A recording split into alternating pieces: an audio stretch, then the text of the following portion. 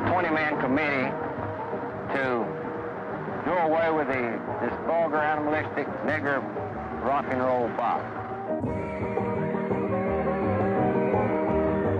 The obscenity and vulgarity of the rock and roll music is obviously a means by which the white man and his children can be driven to the level with a nigger.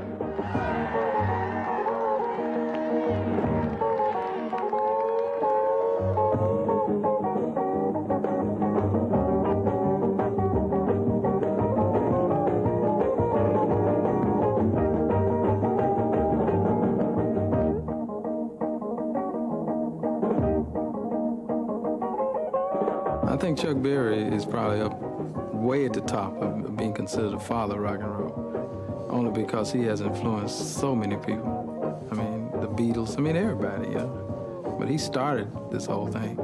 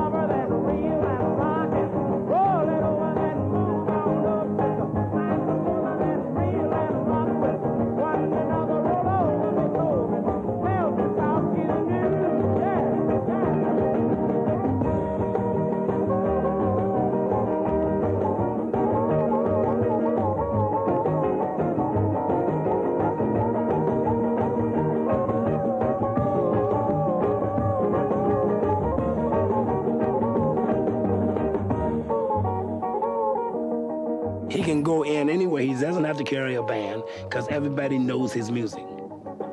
You know, if you can't play Chuck Berry, you can't work in no club.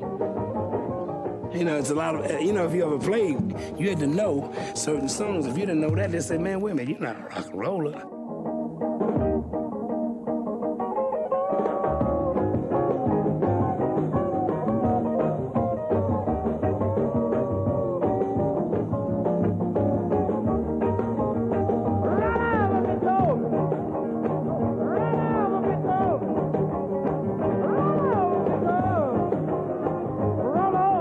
There was an integration problem in this town and in this part of America. Pretty severe integration problem back then. But there was no integration in music. When you walked up to an old 54, 55 model Wurlitzer jukebox and it said Blue Suede Shoes, Carl Perkins, white. Blueberry Hill, Fats Domino, black. No. There was no difference. Kids danced to Little Richard, Chuck Berry, Elvis, Carl. Chuck Berry said to me one time, he said, you know, Carl, we might be doing as much with our music as our leaders are in Washington to break down the barriers. He was right.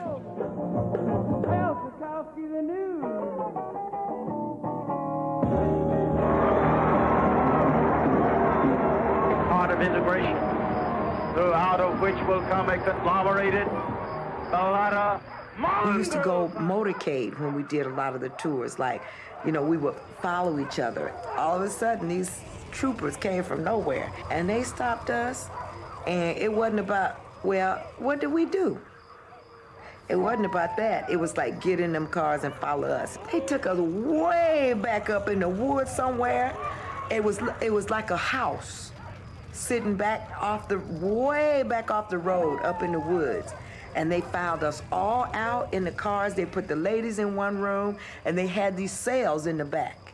And they made the guys take off all their jewelry, give up the money, everything, and put them in the cells. And they had their little kangaroo coat, and we had to pay to get out of there. We were lucky to get out of there, but maybe with so many of us. I remember those times well, and they really do happen.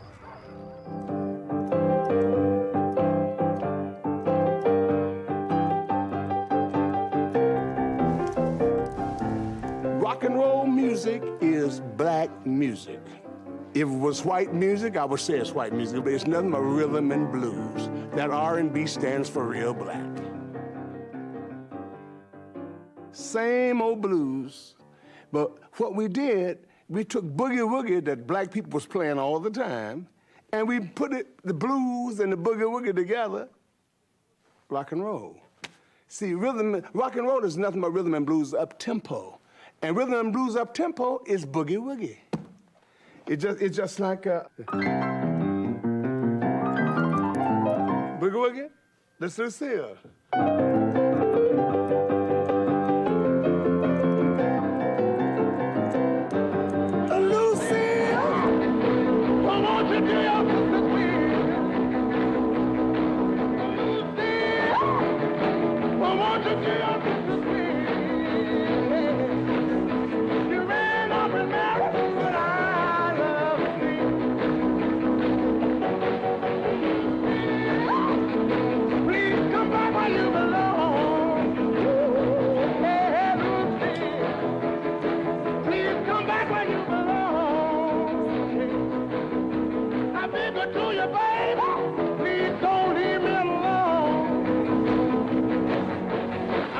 This morning, Luke, she was not as tight.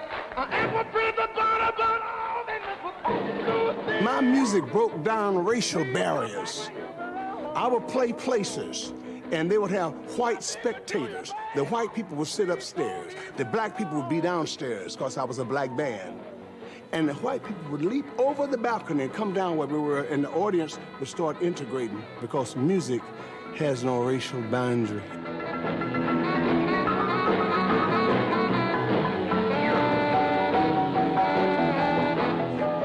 Richard is an institution, and the books is closed on that. All you can do is say, when you say Little Richard, think of rock and roll.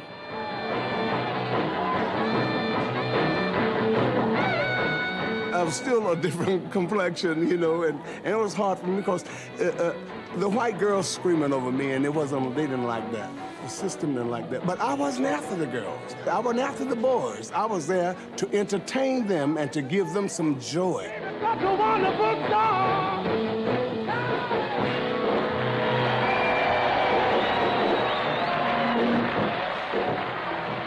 I didn't believe when everybody attacked it, saying that the purpose of rock and roll was to lower the white man to the level of the Negro, but it turned out it was true. It did, I think, raise us to the level of the Negro. It raised us into being more emotional, being more honest, being in touch with our feelings. How much is that doggy in the window?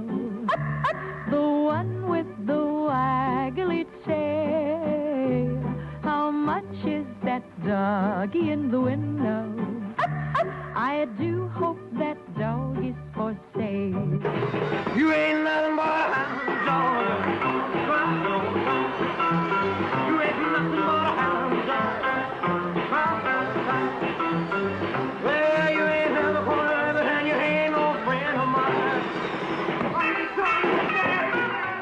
But we was one of the main doors that came through. Chuck Berry was a main door himself. And we're not saying that Elvis wasn't the main door. I would never say that. Because Elvis started white people to really sing in rock and roll. Yeah, they said you were high class. Well, that was just a lie. Yeah, you ain't never gonna ever, and you ain't no friend of mine. You ain't nothing but a hound dog. Crying all the time. You ain't nothing but a hound dog. Crying all the time.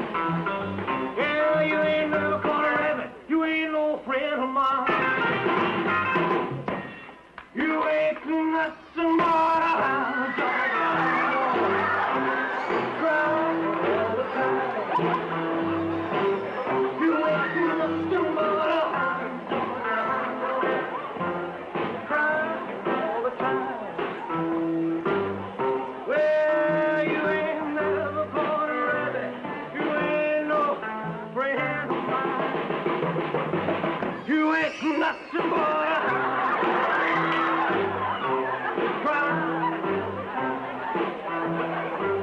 you ain't nothing but a hound dog, crying all the time. Well,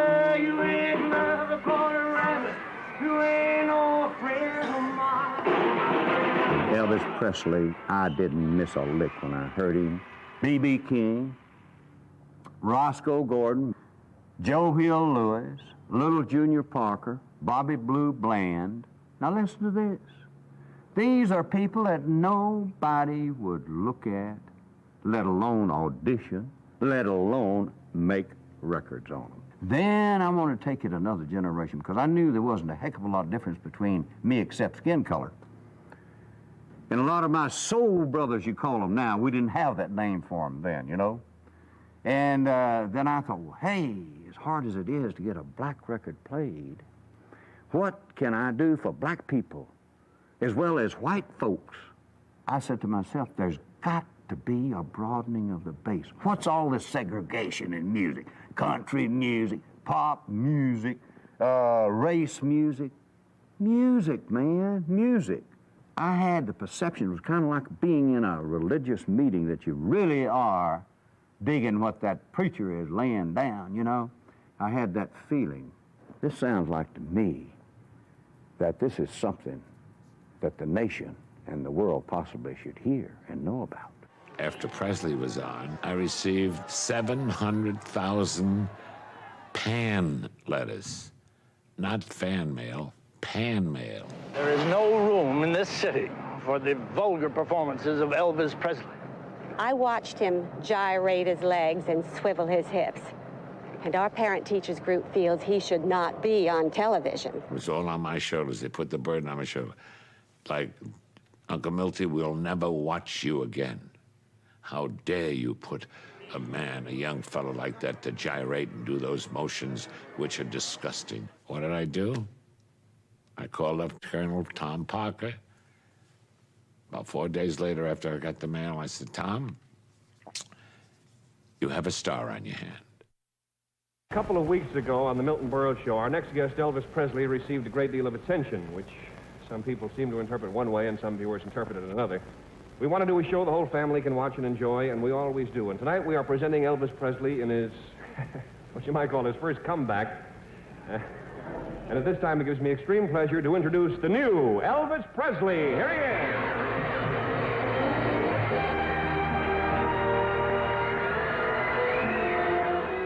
Steve had to more or less book him on his show to you know, keep up with the competition. And come to find out, he didn't like Elvis very much at all, and was very critical. I must say, you look absolutely wonderful. I think if he'd had to go back in and do it again, he would have never done it.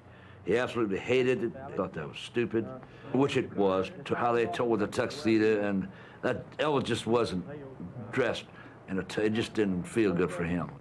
Thank you, Mr. Allen. Hold your guitar here. It's not too often that I get to wear the suit and tails. A lot of people just don't realize that this guy had a sense of humor.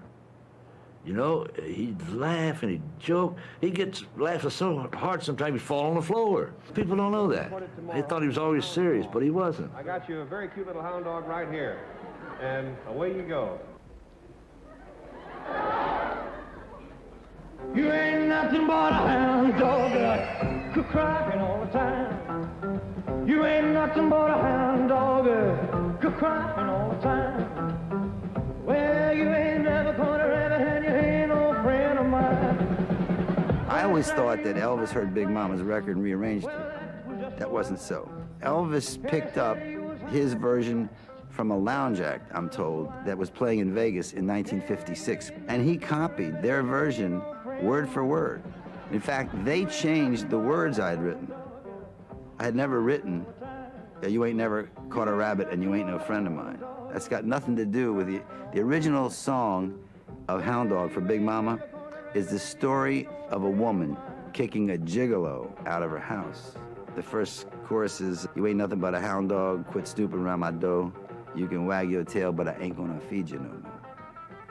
You told me you was high class, but I can see through that. And Daddy, I know you ain't no real cool cat. You ain't nothing but a hound dog. That's the original song. You ain't nothing but a hound dog, crying all the time. Black, white, red, I don't care. You got to be colorblind other than whatever moves you. In the case of Elvis Presley, believe me, he was colorblind. He didn't care what the color of the skin was. When he heard something he liked, he remembered that, and his version was, believe me, Elvis Presley. You ain't no friend of mine. You ain't nothing but a... This was a huge pivot point in America because it was the emotional revolution of young white America. They had never experienced music. This is the music that had been in the black communities for years and years and years, and now it was exposed by a white performer to the public at large. They still cut him off at the waist, so you couldn't see him shaking his hips.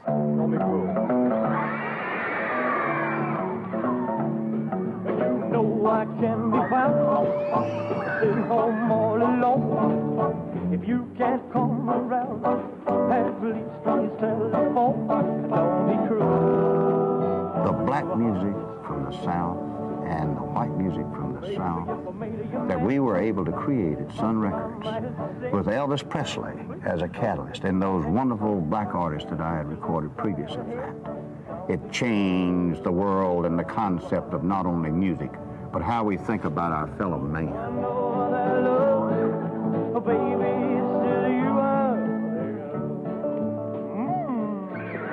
My mother was a bit of an Elvis fan. We saw him at Ed Sullivan. I remember sitting on the living room floor and being, feeling something come over me, and I had my mother say, I want to play the guitar. Elvis Presley is like the big bang of rock and roll. It all came from there. And what you had in Elvis Presley is a very interesting moment, because really, to be pretentious about it for a minute, you had two cultures colliding there. You had a kind of white European culture and an African culture coming together. The rhythm, of black music and the melody, chord progressions of white music just all came together in that kind of spastic dance of his. That was the moment. That's it.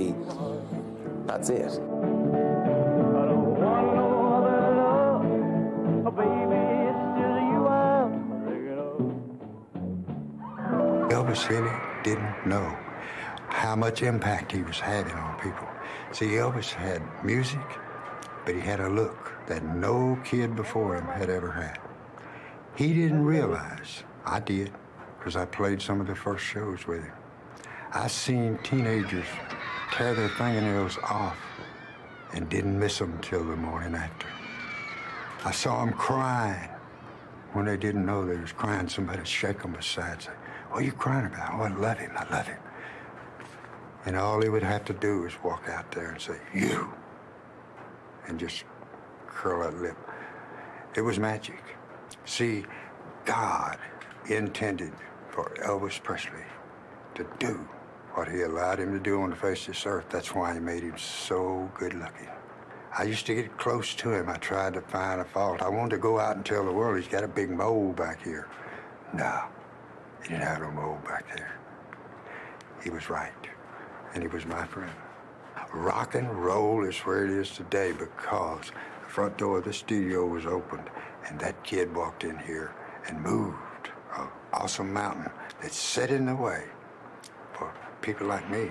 I never got anywhere. It's 1 for the money, 2 for the show, 3 to get ready. Now go, cat, go, but don't you step on my blue suede shoe.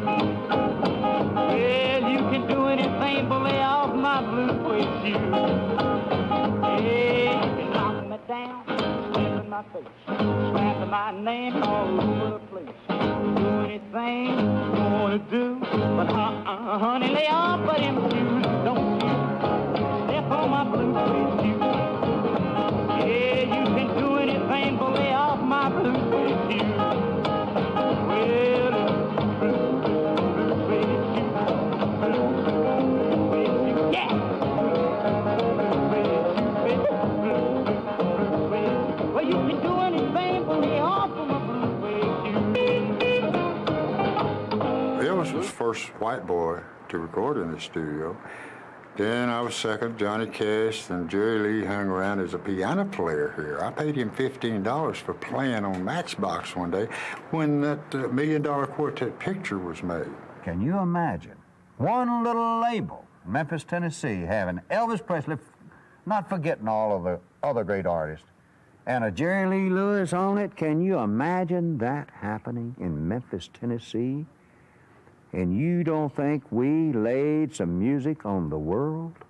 We wasn't even sure where we could even get on a television show, much less do a song on Ed Sullivan Show or Steve Allen Show.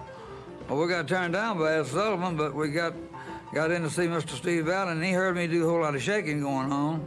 I just took my bubble gum out of my mouth and laid it up on the piano. And my funny book, I laid it down, I was reading, and I done a whole lot of, I was 20 years old. And I played a whole lot of shaking going on, and he was tapping with his pencil, like he's playing drums. I knew I had him. He said, I want you doing that song on my show Sunday night, word for word, just exactly the way you're doing it now. Whole lot of shaking going on. Yeah, come on over, baby. We got chicken in the barn. Woo, honey, come on over. We got food by the horn. Oh, bacon now. Whole lot of shaking going on. Oh, shake, baby, shake. Shake, baby, shake. I did shake it, baby, shake it. I did shake it, baby, shake it. I did shake, baby, shake. Come on over. Oh, lot of shaking going on.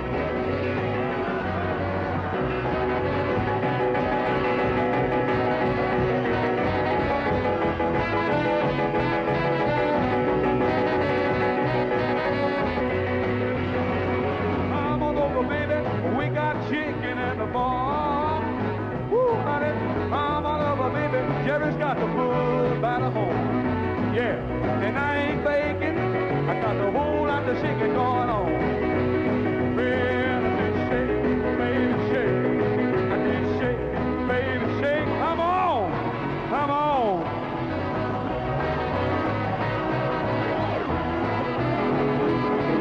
Shake, baby, shake it. Come on over. Yeah, yeah, yeah.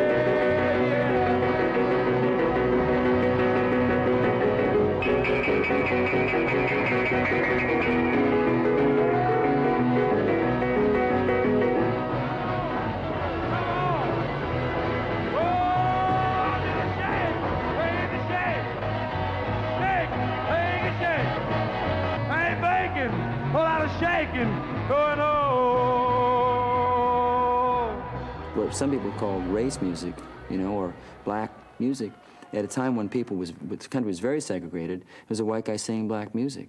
It was an affirmation of the value of that music and of your freedom to do what you want. It was happening.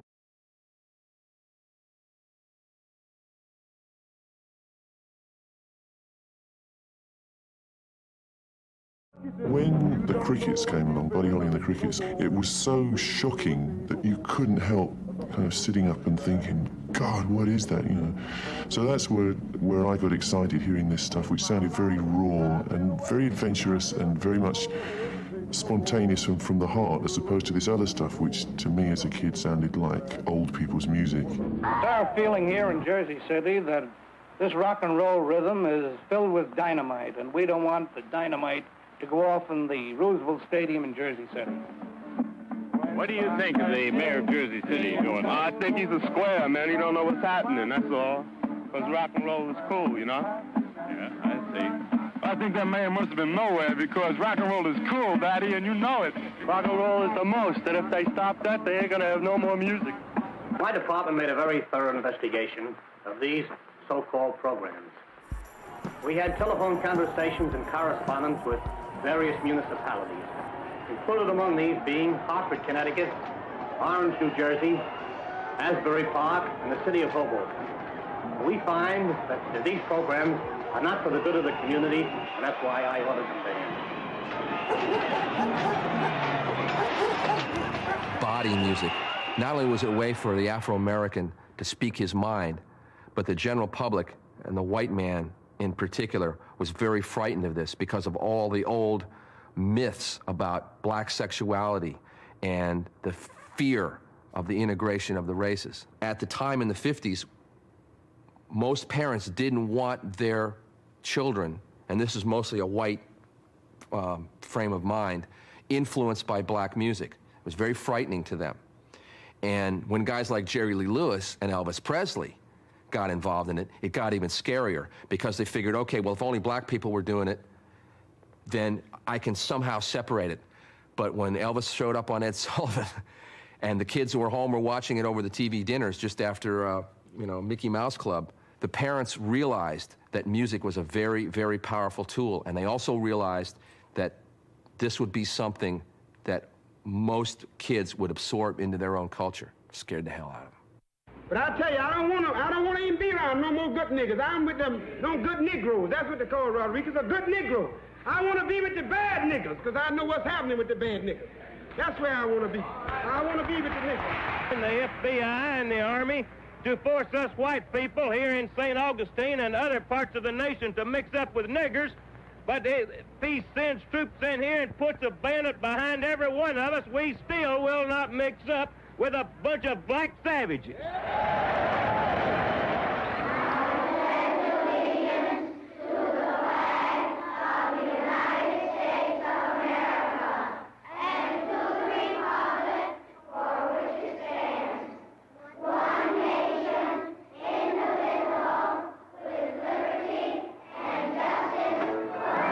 Well, they thought rock and roll was gonna, destroy everything. Rock and roll was hated for the first 5 years of its life. It's so funny. Until the 60s came along and the baby boomers, rock and roll was having a real struggle. They didn't like it. They thought people didn't like it. Especially the press, especially the media. They hated it. I think bye-bye, love. Bye-bye, sweet caress. Hello, emptiness. I feel like I could die. Bye-bye, my love. Bye-bye. There goes my baby with someone new. She sure looks happy after I'm blue. She was my baby. She stepped in. Goodbye to romance that I might have been. When I graduated high school in '55, we immediately got in the car the next day and came to Nashville and got a place to live. And I went out to Wesley Rose's, and he got us an audition with Archie Blyer of Cadence. And Archie came down to Nashville to do the sessions. Him and Boudleaux sang a little bit of this song to us. Phil and I, this was our chance. We were looking, to make this record. And so we weren't going to say no. We liked the song anyway.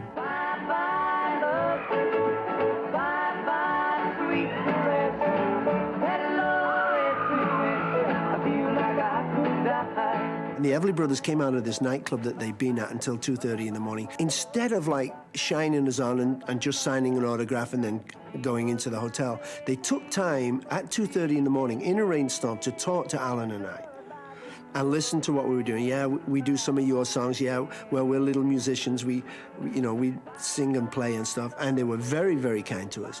And it affected me so much, I began to realize exactly how important contact with your idol is. Bye-bye, my love. Bye-bye. Bye-bye, my love. Bye. Perhaps this rock and roll music seems to be under an awful heavy attack from all over the country. There's been riots, it's been banned in certain parts of this country and abroad. You know of any reason for that? Well, as far as I know, music make people happy. I know it make me happy. You wouldn't blame it on rock and roll? No, indeed. Phil and I met Roy Orbison up in Indiana at a show. And after the show downstairs in the basement, we said, Roy, you got a song for Phil and I? He did bring in Only the Lonely. And I remember him singing it, or doing the demo to me with the doo-wah-wahs in the background and everything. And I said, Roy, you should cut that yourself. That's what got him off the ground.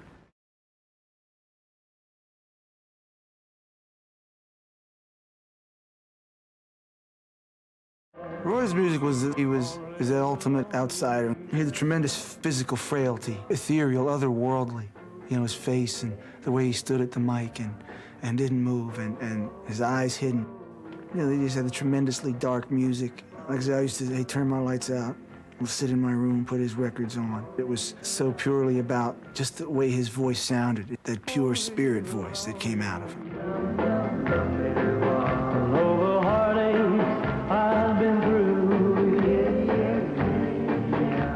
I took a shot at it on some of my records, and I didn't get there. No, I cry and cry for you. Maybe tomorrow, a new romance, no more sorrow, but that's the chance you gotta take. Is your lonely heartbreak, only the lonely. In the mid-'50s, when I moved to Boston, I had seen that hip, young, white kids in the big cities were into some black music, R&B music at the time. And so I started playing this music, and there was an anti-rock and roll feeling in the city, if such a thing could happen, but truly the police, the church, the city governments had a great reluctance to allow rock and roll to appear in dances and on the radio. Because what Presley did and what Little Richard did is, for the first time ever, there was a division in music. That what the parent listened to, the kid didn't necessarily listen to. And we were selling records like we could not believe. Kids liked a certain kind of music, and for the most part, their parents didn't. They had their own clothes, they liked their style, and their parents didn't. Nothing ever changes. The same thing goes on today as went on yesterday. They had their own thing. Here is one song that will be in the top 10. Where? I can't tell you. It's Danny and the Juniors at the Hop. Well, you can rock it, you can roll it, do the stop and even stroll it at the Hop. We directed the whole thing toward kids, but 51% of the audience was over 18. Older people love to watch younger kids, so we got them both. You can rock it, you can roll it, do the stop and even stroll it at the Hop. When the record stops spinning, you your lips, or when you're chicken at the Hop. Do the dance sensations that are sweeping the nation at the Hop. Let's go to the Hop. Let's go to the Hop. Oh, baby. Let's go to the Hop. Oh, baby. Let's go to the Hop. Let's go to the Hop. Well, you can swing it, you can groove it, you can really start to move it at the Hop. Where the jockey is the smoothest and the music is the coolest at the Hop. All the cats and the chicks can get their kicks at the Hop. Let's go!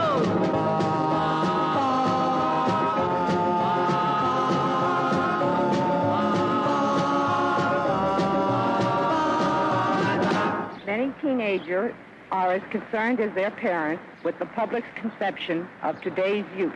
These students are portraying what we consider bad taste in school attire and behavior. This student is wearing an ankle bracelet, dungarees, and dropped earrings. This student is wearing an extremely tight skirt and tight sweater. Open shirts, black jackets, dungarees are mentioned in the code as not proper school attire. This group is our ideal of the proper school attire and social behaviors of the Hicksville Junior High students. Also during that time, because disc jockeys became so popular, along came payola. And payola was an integral part of record promotion during those years. Each and every disc jockey in this country receives anywhere from 150 to 200 records a week. It's impossible physically to listen to each and every record. Record manufacturers naturally are sensitive to whether or not the jockeys in the important markets are listening, at least listening to their records. This is what the remuneration was for. I know many people are going to say, well, what's wrong with that? Well, we're investigating it because it has occurred over the airwaves. And these are the property of the American people. It's common knowledge that some of these politicians have this money contributed, and this is, in my mind, no more of a payola than a disc jockey receiving a gift because he's been nice to somebody. We never knew what was on the books. It was very uncommon for us to walk in and say, show me the books. We were afraid to, maybe, you know, because in that era it was thumbs down if you mess up. So you wouldn't record anymore. We were teenagers. We didn't have sense of responsibility in the business sense. All we wanted to do was get out there on that stage, get in front of that mic and start singing our song and try to get us a girl for the night, you know? That was it, man. That was it. Business, what kind of business? We don't know anything about business. Most of us didn't even finish high school. So the hell with what people say, I want my money, and I want it as fast as I can get it. It's a shame if I get it now, I'm 65 years old, I can't have the fun I wanted. But I still want what is due me and the pioneers of yesteryear. We didn't know anything about publishing, you know, copyrights and all that. You know, they kept that hidden from us, you know? But I don't feel bad about it, because what goes around comes around. We came to a mutual dissolvement of the contract, WNEW and myself. What about the payola charges? What payola charges? Well, that are rife in the industry right now. Have you ever taken payola? No, I have not. It was a matter of your personal integrity, I think you said? Correct. When you're on in New York at night in the winter, there's mystery, there's romance, there's something, there's danger in the air. And that's what Alan Freed projected. And the combination of this revulsion against the rock and roll shows and the payola thing got him busted out of New York. He just was totally disheartened, dispirited, and died shortly thereafter. I'd love to answer all your questions, fellas. You know, I like to be nice, but my attorney doesn't want me to say a thing. So I'm trying my best. I just can't say. I'm under subpoena here. Whether it was the payola, whether it was radio stations afraid of it, it dropped off. Like rock and roll went into a coma almost, with very few exceptions. But you know what most people don't understand is that all those hit records that Little Richard made, and Jerry Lee Lewis made, and Roy Orbison, all happened within about 2 or 3 years, and it was over. I didn't know anything about it, but my God, Almighty God, the wonderful Savior, the God that died out on Calvary, the God that spilled his blood for me, he was willing to save me. I was very sad when I heard the news on the radio that Little Richard had given up his singing career and thrown all of his diamonds in the river, and no one would tell us what river. And he was going into the ministry. His power was available. I said, oh, thank me to God, the God that died for Little Richard. I went back and maybe that change preserved him to be as great as he is today. An entertainer is really a force to be reckoned with socially, right? So let's put him in the Army. Calm this boy down. Chuck is in jail. Chuck went through a lot of things like white girls, taking girls across the border. In that era, if you were busted behind things like that, it was thumbs down. A little trouble at the border, you know. Conveniently, Buddy went down. I guess I was probably the last one to talk to Buddy, because I said, Buddy, I got a registered letter at the post office my mother sent to Fargo. Would you pick it up for me? And he said, yeah. He said, I need some identification. Let me have your driver's license. So I said, here, take my wallet. So he just stuck my wallet in his pocket, you know. So when the plane was found the next morning, they found 4 bodies and 5 identifications. Stars Richie Valens, J.P. the Big Bopper Richardson, and Buddy Holly died today with their pilot in the crash of a chartered plane. Following an appearance before 1,000 fans at Clear Lake last night, they chartered a plane at the Mason City Airport.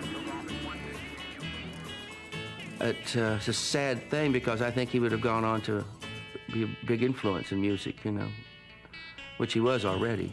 But it's a sad thing. Phil went to Lubbock. I couldn't go. I couldn't bring myself to go. I think I went and stayed in a room for a while. Jerry Lee, oops, she's 14. Well, the papers reported that you were greeted with silence over there and with catcalls from the audience. Is that right? Well, I can't agree with him there, sir. Our audience was very nice and very good. Mm-hmm. Were you there, Mrs. Lewis? I was there, but I wasn't at the shows. Oh, you weren't at the shows. Oh, did you notice anything like that sort of reception? No, it was a very good reception, I thought. When were you married? Pardon? When were you married? Well, we leave our personal questions out of this, sir. All right, well, good luck. They're all gone. That is my theory on that early period there. Was it just suddenly like got too wild, calmed down, and taken over by businessmen? Teen idols were always on the defensive because of the image makers and making these people into something they really weren't. and were basically thrust upon the young girls of the world as being no plans to ever be in show business ever. Because of an illness of my father, I met a guy on my front doorstep. My father was being taken out in an ambulance. This guy had a good friend that lived next door. He was in the record business. Certain guys of a certain look were making it during that period. He asked me if I'd be interested. I told him no. And frankly, I didn't know what the hell he was talking about. But then I found out that my father couldn't work, and I was the oldest of two. I was the oldest. I had two other brothers and my mom. And I asked him if I could possibly make some money. All of a sudden, I was the head of the household. And he said, I think so. And I loved rock and roll. And that's how it started for me. Howie Greenfield knocked on my door October the 11th, 1952. I was 13 and he was 16. He was a young poet. And he said, you want to write a song? I said, I wouldn't have the foggiest notion how to write a song. I'm going to be a concert pianist. And he convinced me that day, and we wrote a song a day for the next 52 weeks. It's a Neil Sedaka sound, not bubblegum. I think the songs were a little more sophisticated. Music, Alden Music, which was Al Nevins and Don Kirshner's company, was situated at 1650 Broadway. And there, Howie Greenfield and Neil Sedaka, Carole King and Jerry Goffin, Barry Mann and Cynthia Weil, people that were writing all the top 10 songs were in that building, in those cubicles at Alden Music. This was the most exciting place to be because this was where it was all happening in the late 50s and early 60s. Songwriters, for the most part, were given an assignment. Go into your garret and write a hit. Crank it out. Write it for this man or this woman or this group. It was a manufacturing process, and some of the best lyrics and some of the most reflective lyrics came out of that period. I remember the first time I walked into supposedly called the Brill Building. It was 1650 Broadway. Al Nevins and Don Kirshner had just opened the office, and when we knocked at the door, they said, I'm sorry, we're in conference, come back an hour later. I think the conference was about how they were going to pay their rent. And there was little cubicles. We all had pianos. We were all in competition with each other. And you could actually hear in the next room some of the sounds coming through. So all of the songs started to sound alike. Will You Love Me Tomorrow sounded a little like Locomotion, sounded a little like Happy Birthday, Sweet 16. And at the end of the day, we would all go into Al's piano. He had a red piano. And we would play the songs that we finished that day. And we were in competition with each other. Whoever had the best song would get a Righteous Brothers record.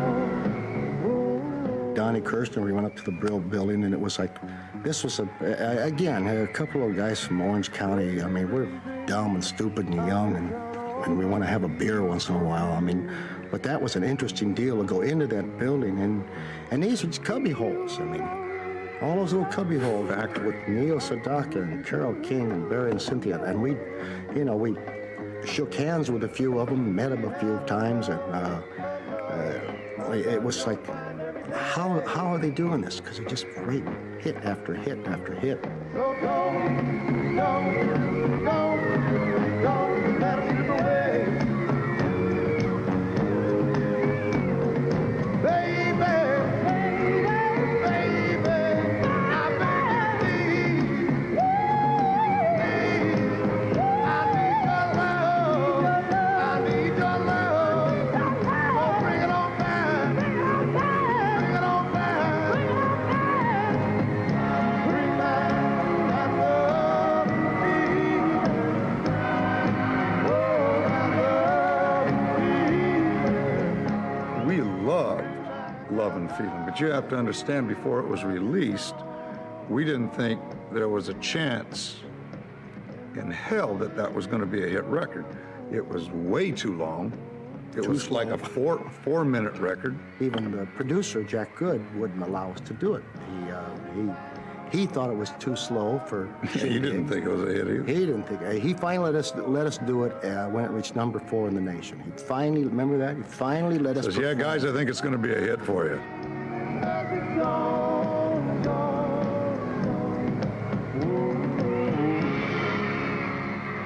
Today, to find a hit song or a song that you know sounds like it's a hit that you want to go record is really, really, really very tough to do. And I guess Spector turned us on to the Brill Building. His talent #1, best of any producer I've ever met. More imagination. He's a great songwriter. He's a great arranger. Great engineer, great producer. He knows exactly what he wants, and he doesn't stop until he gets it. Never compromises, never. He totally dominated the artist, and with a very, very strong attitude. It had to be his way or there was no way. But like I say, this is what it may have to take. It's, I don't know how close, genius and eccentric go together. And I feel that Philip was, and I can't say whether he still is, because the business has changed so drastically, but Philip was a music genius.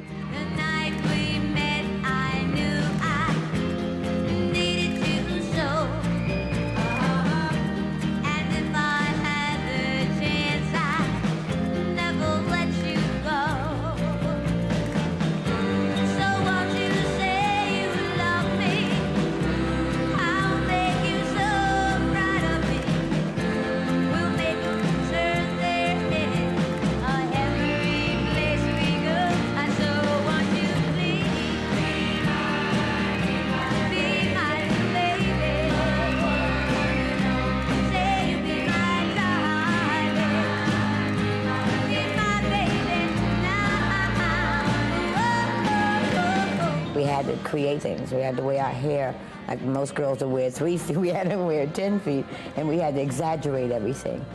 And we wore the slits in our dresses because we danced, and we couldn't dance unless we had the slits. So we created all that stuff, the eyeliner. We had to be different.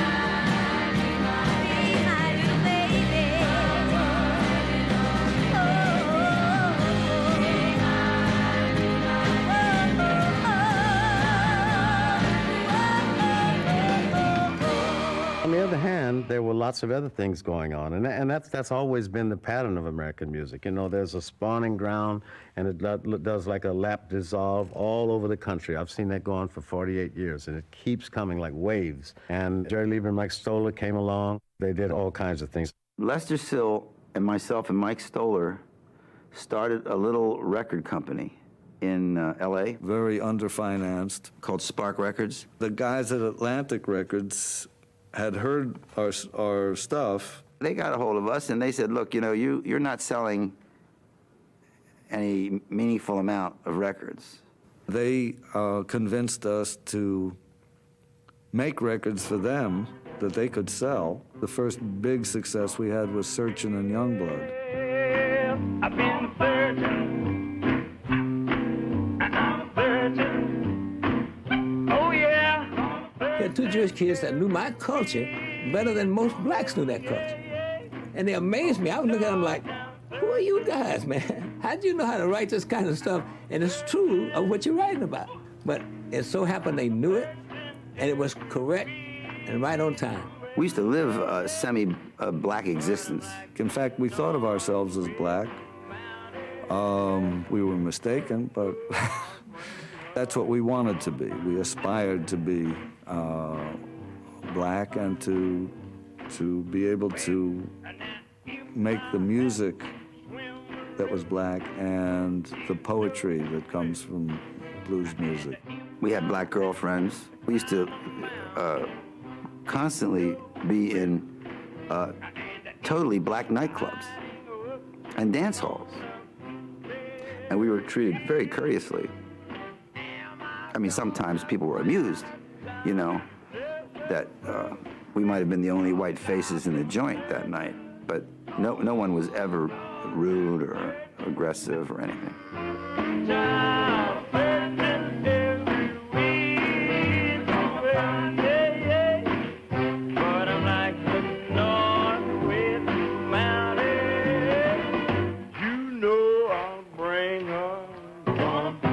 Doo-wop is the music that was started because there was no instruments.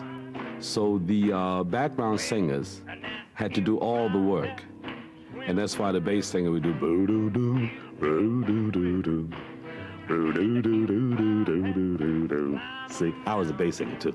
And I used to walk up to, let's say, from 119th Street to 129th Street with the group, the 4Bs, and we would actually have a competition with the group, whoever was in that block. And all you have to do is stand there and start singing and gather the crowd, and the others would come around. And you just actually have like a little duel between you and the group that's actually in that neighborhood. It was like one of those fighting things without gloves. But I'm like the north with the mountain. You know I'll bring her. Gonna find her. Gonna find her. Gonna find her.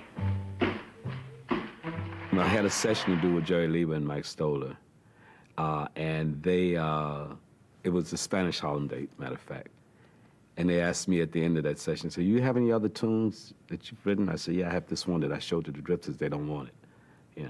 So I showed him a little bit on the piano how it went, and he said, it's not bad. So he called all the musicians back in, and we did it right then and there. When the night has come and the land is dark. I fell in love with black music, which is a product of black culture. And we started imitating it. And we made a career out of it. And then after us, a lot of other young people came along and started imitating it and imitating the singers and making careers out of it. And before you know it, the whole world is playing aspects of this music. But it does represent some kind of change in our standards. What has happened to our concepts of beauty and decency and morality? The funny part about it was somebody once said to me, what was the most significant rock and roll record of all time? And I says, easy, it was The Twist. This The Twist. What redeeming qualities did The Twist have? I said it was the first time in musical history that all generations could freely admit that they liked rock and roll music. November 11, 1950, I wrote a song called Twist. I rewrote it 3 or 4 times before it came out. See, the first people that had a shot at Twist were BJ Records. When I first took it to them, they stuck it in the box. They didn't like it. I rewrote the lyrics, changed my groove and everything, because I knew just the lyrics, Twist had to be a hit, just the lyric. I saw a pair of black kids in the studio at American Bandstand doing this strange-looking thing. I said, what is it? They said, it's The Twist. I said, well, Hank Ballard did that about a year ago. They said, yeah, but there isn't anything to dance to it now, so we improvised. So I called Bernie Lowe, who owned Cameo Records. I said, Bernie, there's a wonderful opportunity out there Kids need a dance record for a dance called The Twist. Get me one. You remember the Ballard song? He said, do it. Turn it sideways. Write a new one. He sent me back a record with Chubby Checker on it that had two sides. He liked the other side. I don't even remember what it was. And I said, no, I need the twist. He said, well, we couldn't change it enough, so we just did it again. This is a pretty frightening thing. It's sweeping the country all over the place. Hottest dance sensation in the last 4 years, a thing called The Twist. Ladies and gentlemen, here's Chubby Checker.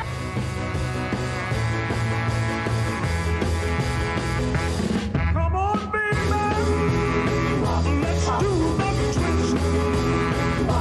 Come on, baby, let's do the twist. Take me by my little hand and go like this. It was doing hips, and that was nasty in 1959, 1960. They don't do things like that. I mean, we just got over the jitterbug. We just got over Elvis Presley doing gyrating. We just got over kids going crazy, dancing Little Richard, Tutti Frutti All Rudy. I mean, now we got this.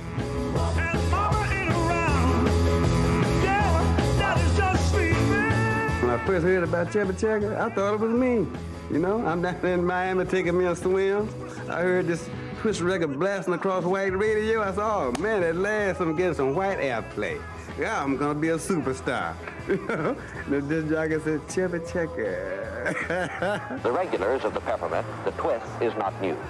But then society discovered it, and almost overnight, the Rolls-Royce set began to mingle with the motorcycle set. The visitors to the Peppermint Lounge now include such notables as Mrs. Jean Smith, a sister of the President of the United States, and the United States Senator, Jacob Javits. And sometimes even high social standing can't get you in. As many as 1,000 customers are turned away every night. You should see my little sister. You should see my little sister. She really knows how to rock. She knows how to twist. It really is the in thing to do. What would be some of the out things to do? I guess the only comment I could make on that is not to do it would be out. I mean, if you don't do it, you're just considered out. I don't know of anyone that doesn't do it at the moment. You're knocking yourself out, having a wonderful time, and you're not thinking of sex. What are you thinking of? You're thinking of green fields, blossoms, Venice, a Persian garden. You're thinking of anything in the whole world but sex.